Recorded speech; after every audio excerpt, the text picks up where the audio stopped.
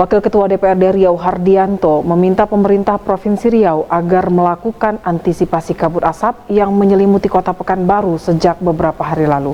Diketahui kabut asap tersebut berasal dari kiriman provinsi tetangga yang mengalami kebakaran hutan dan lahan.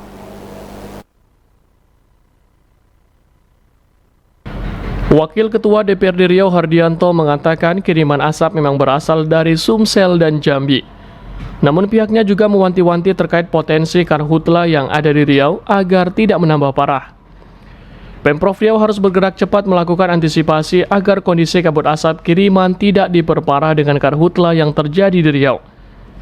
Maka pihaknya meminta Pemprov Riau beserta jajaran untuk memberikan himbauan kepada masyarakat agar tidak melakukan pembakaran lahan. Selanjutnya ia juga meminta agar Gubri tidak hanya sekedar memberikan laporan ke pusat, namun juga meminta agar adanya bantuan untuk penanganan yang maksimal. Sehingga karhutla yang terjadi di provinsi tetangga maupun di Riau sendiri dapat dicegah dan ditangani secara maksimal. Terkait anggapan kurang tanggapnya pemberitaan nasional mengenai kabut asap di Sumatera dibanding kebakaran yang terjadi di Jawa, legislator Gerindra ini menampik hal tersebut. Menurutnya kebakaran di Sumatera juga mendapat perhatian dari aparat terkait. Besarnya kiriman asap dari Sumsel dan Jambi. Ya, tapi kita juga harus wanti-wanti terkait dengan potensi karhutla yang ada di provinsi Riau sendiri. Jangan tambah nanti memperparah. Nah, kalau ini masih dalam konteksnya adalah kabut asap kiriman dari provinsi tetangga, ya kita kan tak mungkin bikin filter di langit-langit Riau ini, kan? Nah, jadi ya mau tak mau, yang paling penting mungkin langkah-langkah antisipatifnya, terutama pertama jangan sampai memperparah kondisi kabut asap itu ya. Potensi-potensi terjadi karhutla di Provinsi Riau harus kita tanggulangi, jangan sampai terjadi. Kalau sudah terjadi tentu harus ditangani sesegera mungkin, jangan sampai itu memperbesar.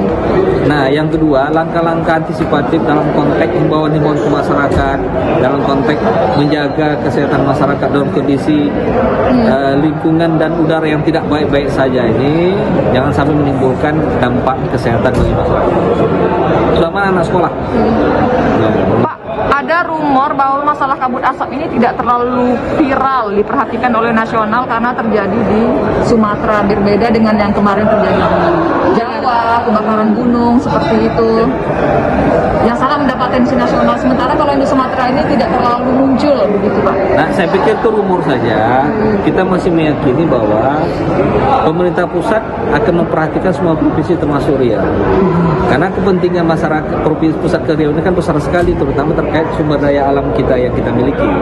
Nah, cuman harapan kita, stakeholder, terutama gubernur, tentu harus sesegera mungkin, bukan hanya melaporkan, tapi berharap penanganan-penanganan dari pemerintah pusat yang pemerintah pusat bisa lakukan dan berikan.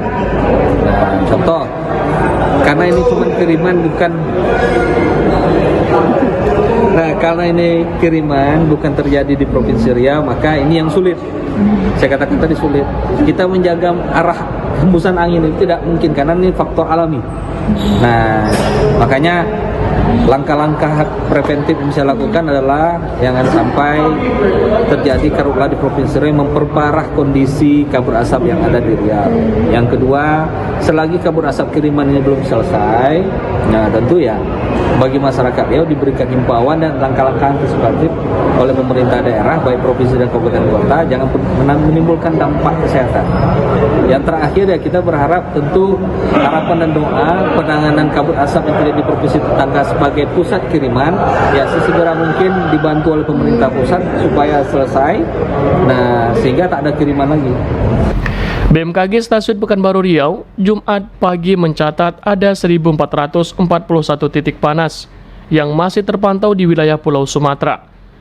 Angka tersebut tidak mengalami perubahan dari hari sebelumnya. Titik panas terbanyak berada di Sumatera Selatan.